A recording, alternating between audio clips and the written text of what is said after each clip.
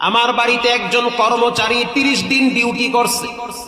30 দিন ডিউটি করার পরে আমার সাথে রাগ করে বেতন না নিয়ে সে বাড়িতে চলে গেছে। জানতে চাই, কর্মচারীর বেতন মালিকের জন্য খাওয়া হালাল না হারাম? হারাম, স্পষ্ট সাফ হারাম।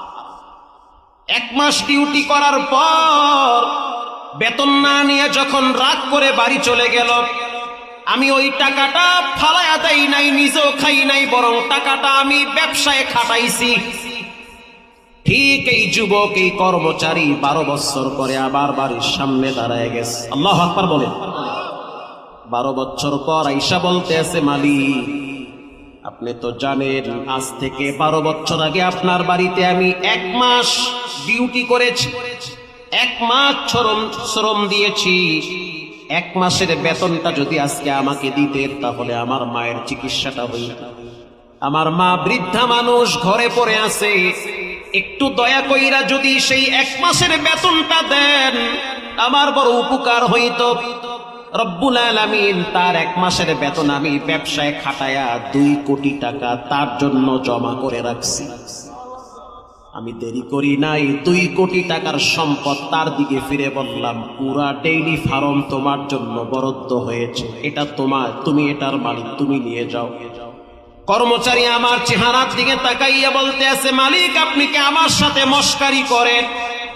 আমি তখন বললাম, মস্কারি করি না, আমি রবের ভয়েতে তোমার জন্য সব জমা করে রাখছি। ওই দিনের আমলটা যদি আপনার কাছে পছন্দ হয়, এই মরণ নামের ভয়ঙ্কর বিপদ থেকে আপনি আমাদেরকে বাঁচায়া দেন। আল্লাহর রাসূল বলেন, বলার সাথে সাথে বাতাসের ধাক্কায় পাথরটা আল্লাহ দূরে সরাইয়া দিছে। আল্লাহু আকবার, জোরে বলেন।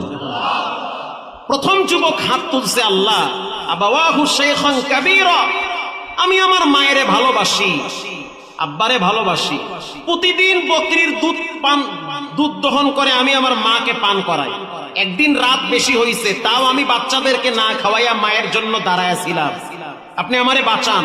রাসূল বলেছে, মায়ের আমলটা এত পছন্দ হইছে যে পাথরের ভয়ঙ্কর বিপদ থেকে যুবককে বাঁচায়া দিচ্ছে। তাহলে চিন্তা করেন, মা বাবার সাথে সুসম্পর্ক রাখলে লাভ আছে না ক্ষতি আছে? লাভ আছে। এবার আসে যশোর, চিনেন আপনারা যশোর?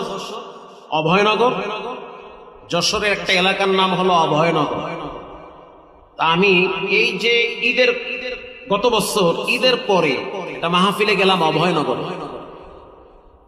আসার সময় চায়ের দোকানে ঢুকছে, তো যিনি চা বিক্রি করে